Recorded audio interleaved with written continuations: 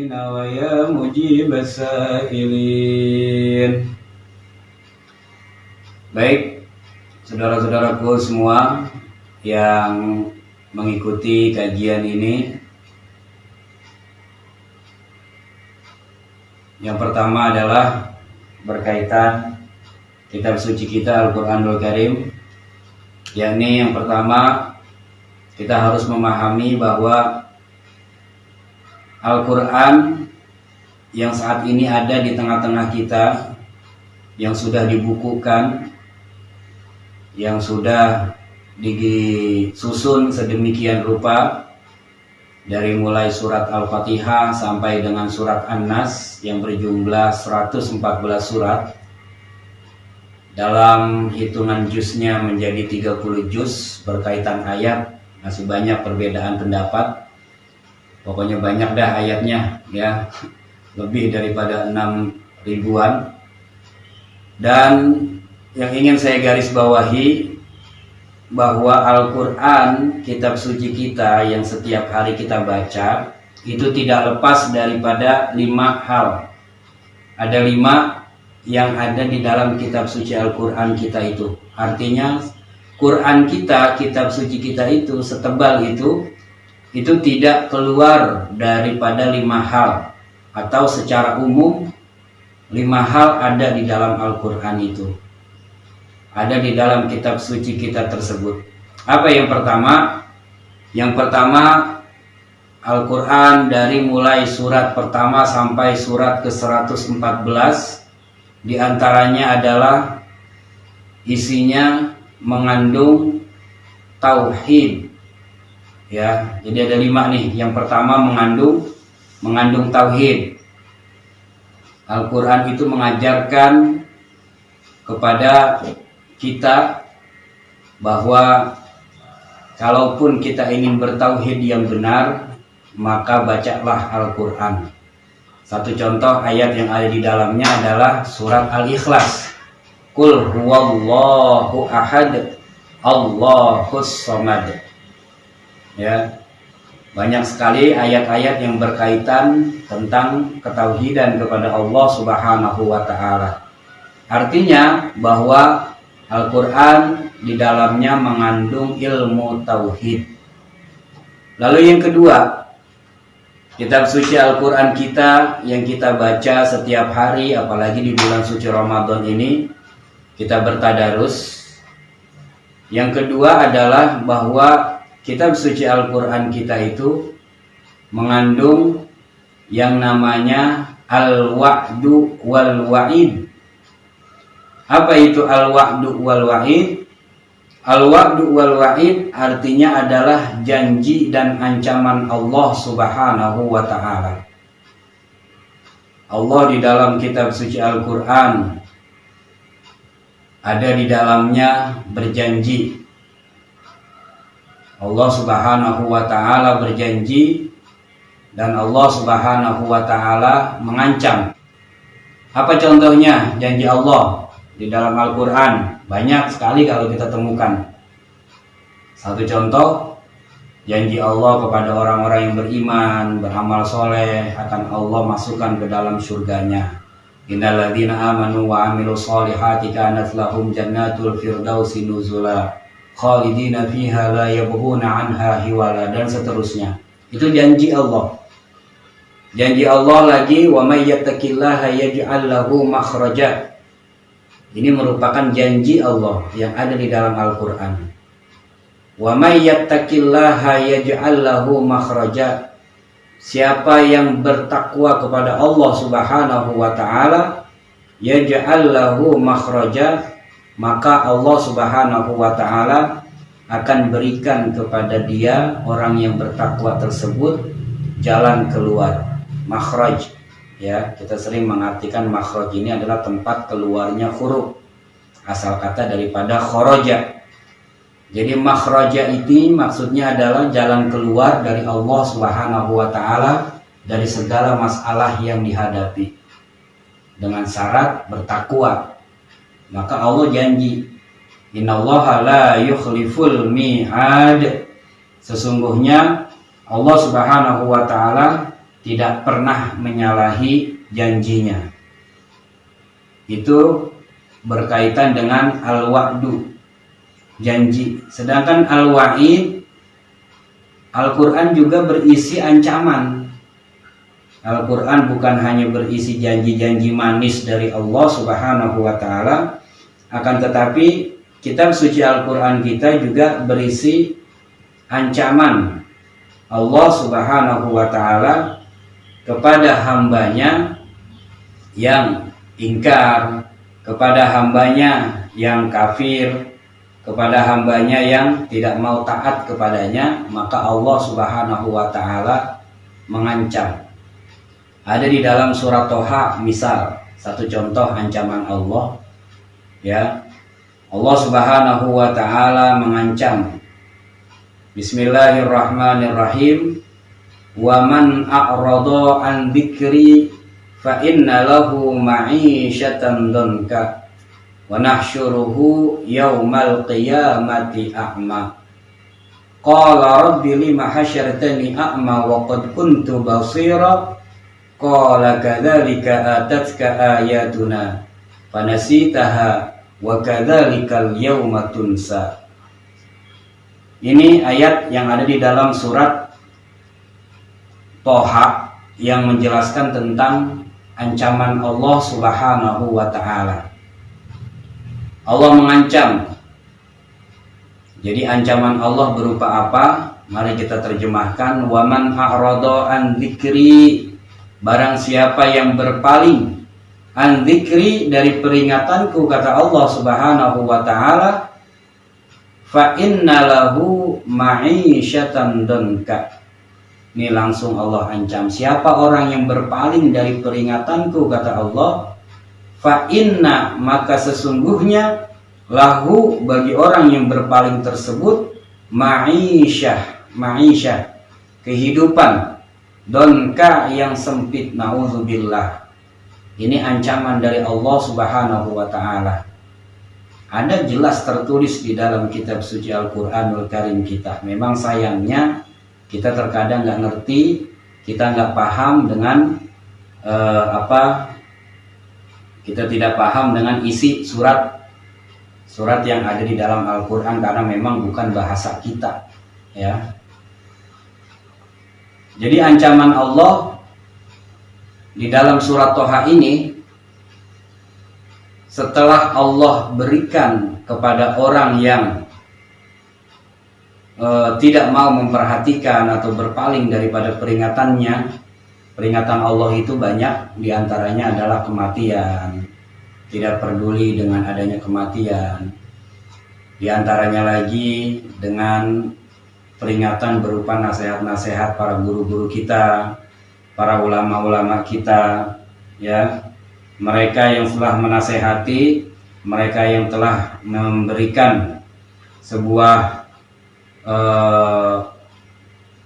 ilmunya, mereka memperingati kita, tapi kita abaikan, tapi kita tidak pernah hiraukan, kita cuekin. Maka orang yang seperti inilah yang akan diancam oleh Allah Subhanahu wa ta'ala. Diancam dengan apa tadi? Susah hidupnya. Hidupnya akan susah, hidupnya akan selalu dihantui rasa gelisah, dihantui rasa susah, rasa resah, dan juga tentunya tidak akan menemukan ketenangan dalam kehidupan. Fa inna lahu ma'isyatan dhanka. Itulah yang dimaksud dengan kehidupan yang sempit ataupun ma'isyatan dhanka. Kemudian yang kedua nih ancaman Allah nih, wa nahsyuruhu yaumal qiyamati a'ma. Dan akan kami kumpulkan orang tersebut dalam keadaan buta. Na'udzubillah min dzalik, ya. Allah kumpulkan kita dalam keadaan buta kalau kita nanti biasanya, ya, selalu mengabaikan apa yang telah diperingatkan oleh Allah Subhanahu wa ta'ala. Ini adalah berkaitan masalah Al-Quran. Jadi yang pertama, kitab suci kita yang saat ini sedang selalu kita baca, selalu kita tadaruskan. Yang pertama adalah tadi mengandung tauhid, ilmu tauhid tentang bagaimana mengesahkan Allah Subhanahu wa taala. Yang kedua, Al-Qur'an juga di dalamnya ada janji Allah, ada ancaman Allah. Lalu yang ketiga, kitab suci Al-Qur'anul Karim kita juga di dalamnya mengandung al-qissah ataupun cerita. Di dalam Al-Quran kita tahu sendiri ada cerita tentang Ashabul Kahfi. Di dalam Al-Quran ada cerita tentang seorang yang bisa dilahirkan tanpa seorang bapak. Siapa dia? Ya, Nabi Isa alaihi salam. Nabi Isa terlahir tanpa seorang bapak. Sedangkan manusia yang tidak ada bapaknya, tidak ada ibunya pun bisa dilahirkan. Siapa dia? Yaitu Nabi Adam alaihi salam. Artinya bisa diciptakan oleh Allah Subhanahu wa taala. Ada kisahnya di dalam Al-Qur'an. Terus bagaimana diceritakan, dikisahkan di dalam kitab suci Al-Qur'anul Karim kita berkaitan dengan kisahnya orang-orang di masa lalu yang berkaitan dengan kaumnya Nabi Musa ketika disuruh nyembelih sapi yang akhirnya menjadi nama surat Al-Baqarah. Al-Baqarah itu kan artinya sapi betina. Ya, itu ada kronologisnya kenapa sampai dinamakan sapi betina. Karena surat yang paling panjang itu adalah surat Al-Baqarah, ya 200 lebih ayatnya, termasuk surat ayat yang menjadikan kewajiban puasa itu ada di dalam surat Al-Baqarah ayat ke-183. Nah, surat Al-Baqarah ini kenapa dinamakan surat Al-Baqarah?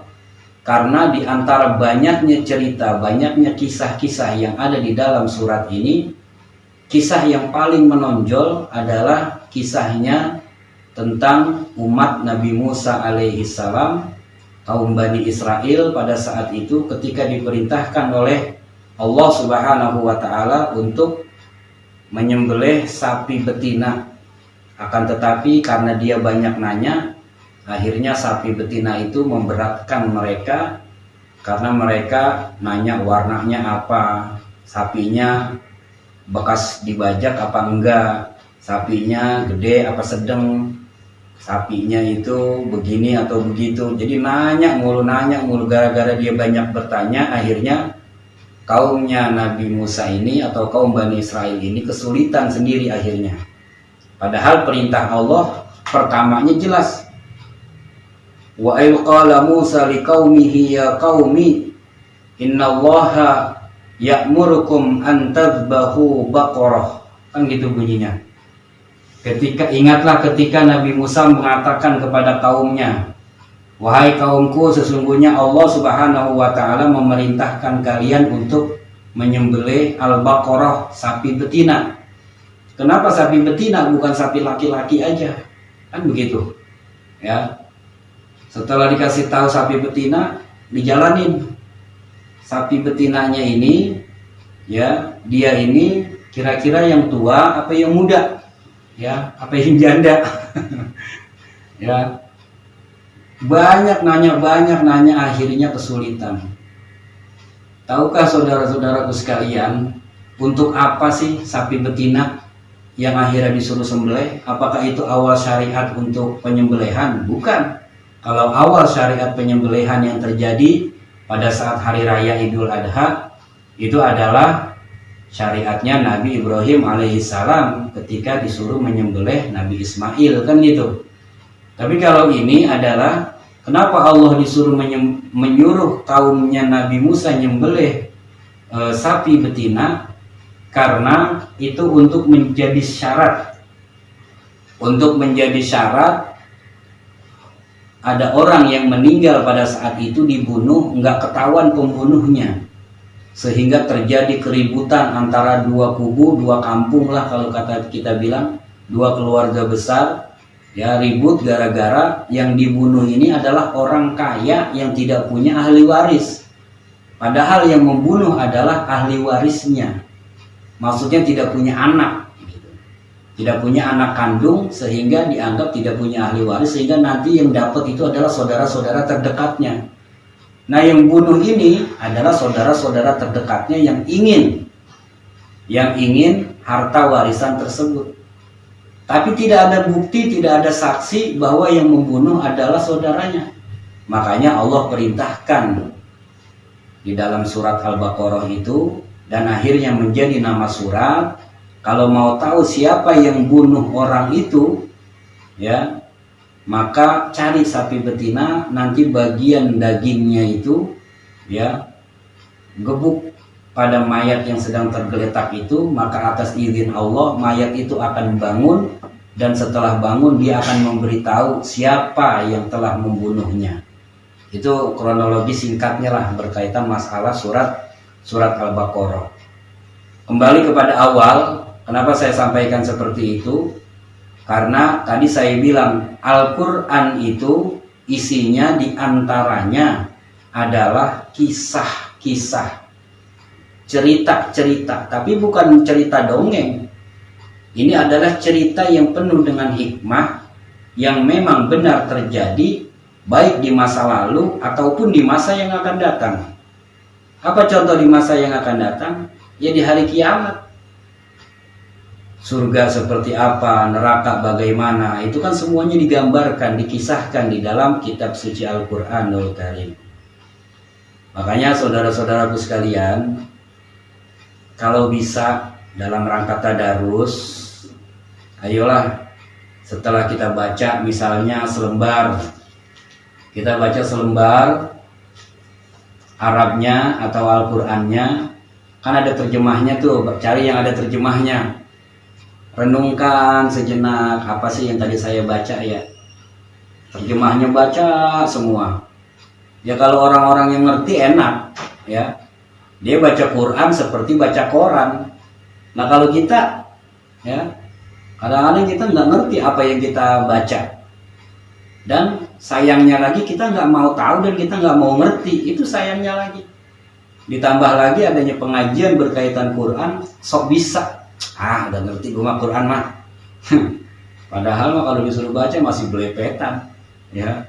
Nah inilah saudara-saudaraku sekalian, jadi diantaranya kitab suci Al-Quranul Karim adalah dengan adanya Al-Quran ini kita tahu adanya kisah-kisah. Kemudian saya ulangi lagi, makanya kalau bisa tadarus kagak usah kejar target dah ya, ngejar hatam, akhirnya hatam kagak, ngerti kagak, tiap tahun begitu terus. Hatam enggak, yang kita baca kita paham juga enggak. Sangat sayang sekali karena banyak sekali hikmah-hikmah yang terkandung di dalam kitab suci Al-Quran. Itulah gunanya kita tadabur namanya, bertadabur sambil baca sambil berpikir, ataupun sambil baca sambil memikirkan keutamaan kitab suci Al-Quran tersebut ya. Ini berkaitan nomor 3 ya. Sekarang yang keempat kitab suci Al-Quran kita itu mengandung, setelah kisah, mengandung syariat. Apa itu syariat? Ya mengandung hukum-hukum ya, berkaitan masalah hukum dan masalah hukum, yakni berkaitan masalah puasa ada di dalam Al-Quran. Terus berkaitan masalah mencuri, hukumnya kalau dalam Islam harus dipotong tangannya, kan gitu. Jadi Al-Quran itu diantaranya adalah menunjukkan ataupun mengajarkan kita tentang menerapkan hukum-hukum yang ada dalam kehidupan kita sehari-hari. Kalaupun sekiranya tidak kita temukan untuk memecahkan masalah lewat Al-Quran, maka ada alternatif yang kedua, yaitu Al-Hadis yakni sabda Nabi kita Muhammad Shallallahu Alaihi Wasallam.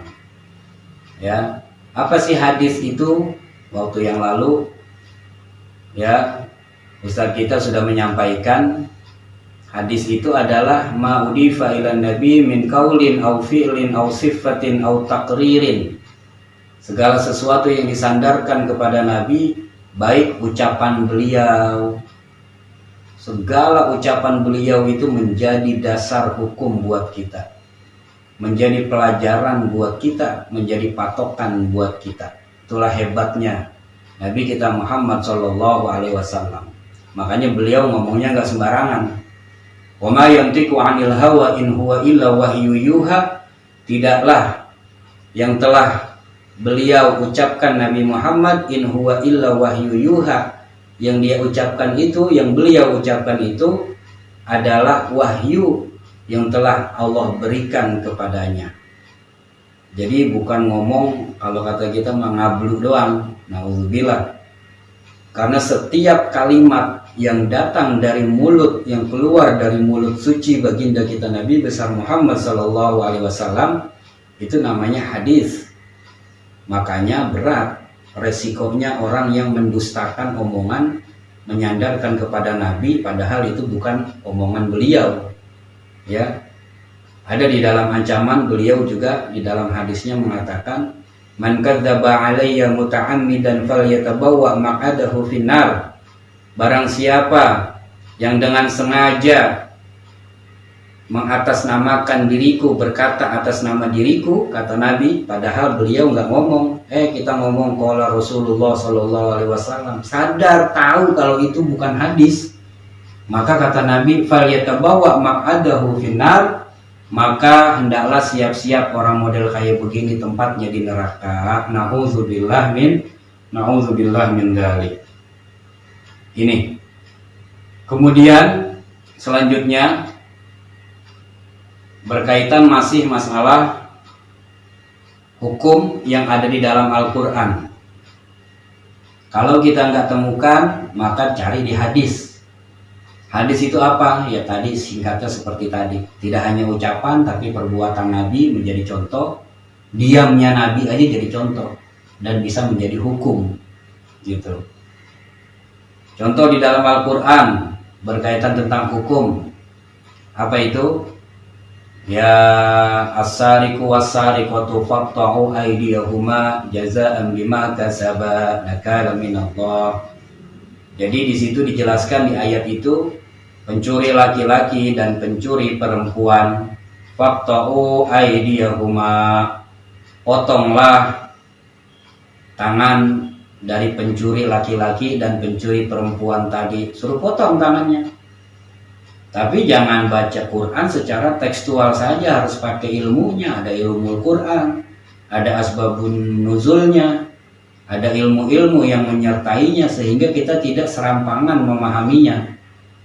Karena yang dimaksud dengan motong tangan ini pun ada aturannya, ada nisabnya, ada batasannya. Enggak mentang-mentang pencuri laki-laki dan pencuri perempuan, mau laki mau perempuan, kalau nyolong suruh potong tangannya. Ya nggak langsung dipotong, ada nisabnya, ada batasannya, ada ketentuan hukumnya, ya punya kadar. Kalau yang dicolong cuman sekedar sendal jepit doang, ya nggak dipotong tangannya, ada ta'zir yang lain, ada hukuman yang lain. Itu makanya yang menelan mentah-mentah akhirnya menyalahgunakan pemahaman ini. Wah, agama Islam sadis. Tuh buktinya nyolong aja suruh potong tangan. Ya padahal ada ketentuan dan ada ketetapan-ketetapannya. Inilah pentingnya kita ngaji, ya. Inilah pentingnya kita memahami, apalagi pemahaman itu ada segudang di rumah kita. Cuman sayangnya kita nggak pernah korek-korek, gitu. Kita nggak pernah nyari di luar, capek ke sono ke sini, padahal di rumah kita ada. Apa itu? Itu Al-Qur'an. Ada di rumah kita itu hasanah ilmiah yang sangat dalam sekali. Ya. Tapi terkadang kita nggak mau mencari tahu, nggak mau buka artinya, minimal kita merenungkan. Kalaupun kita nggak paham, banyak guru-guru kita di sekitar kita yang bisa kita tanyakan, yang insya Allah akhirnya kita menjadi dapat ilmu yang baru, kan gitu ya. Ini maksudnya. Kemudian yang terakhir, tadi saya bilang paling tidak Al-Quran itu mengandung 5 hal ya. Yang terakhir, kitab suci Al-Quranul Karim kita itu yang terakhir adalah merupakan petunjuk ya, hudan lil muttaqin, seperti di awal surat Al-Baqarah. Alif Lam Mim, dzalikal kitabu la raiba fihi hudal lil muttaqin. Gitu. Ya, jadi ini merupakan kitab suci kita Al-Quranul Karim merupakan petunjuk dari Allah Subhanahu. Saudara-saudara sekalian, berkaitan masalah kitab suci Al-Quranul Karim kita, jadi sudah 5-5-nya tuh ya. Jadi 5-5-nya sudah. Al-Quran yang setebal itu, yang pertama adalah bahwa kitab suci Al-Quran kita mengandung tauhid. Yang kedua, mengandung janji dan ancaman Allah. Yang ketiga, kitab suci Al-Quranul Karim kita mengandung tentang kisah ataupun cerita. Lalu yang keempat, Al-Quranul Karim, kitab suci kita mengandung tentang hukum-hukum syariat ya. Bagaimana puasa, bagaimana sholat hukumnya, bagaimana zakat hukumnya ya. Dan semuanya itu nanti diramu oleh para ulama untuk menentukan bahwa ini adalah hukumnya wajib, hukumnya sunnah, hukumnya makruh. Itu semuanya adalah ranahnya para fuqaha, para ahli fikih yang memahami ayat dan memahami hadis Nabi kita Muhammad SAW dengan baik, sehingga mereka bisa untuk memahami dan bisa mengerti. Dan kita tinggal kita ini tinggal enaknya aja udah ya. Kita tinggal enaknya aja, kita tinggal nerima matengnya. Seperti sekarang kita tahunya sholat ini wajib, sholat ini sunnah, puasa ini wajib, puasa itu sunnah. Kita semuanya tahu, alhamdulillah, karena hasil daripada ulama-ulama kita yang mengambil dasar, yang mengambil dalil dari Al-Quran dan As-Sunnah ya. Jadi inilah yang dapat saya sampaikan pada saudara-saudaraku sekalian. Mudah-mudahan pertemuan yang singkat ini ada manfaatnya. Dan sekali lagi mohon maaf nih, ada gangguan nih di monitor saya, juga ada gangguan. Nggak kelihatan ini siapa yang hadir, nggak kelihatan siapa yang nonton. Tapi nggak tahu kalau di layar handphone, saya yakin itu pasti kelihatan. Yang komentar juga mungkin ada, tapi di sini tidak ada. Jadi mohon dimaklum, mohon dimaafkan. Intinya adalah ayo kita bangkitkan lagi gairah kita untuk baca Quran, terlebih di bulan suci Ramadan ini, dengan tanpa ngejar target.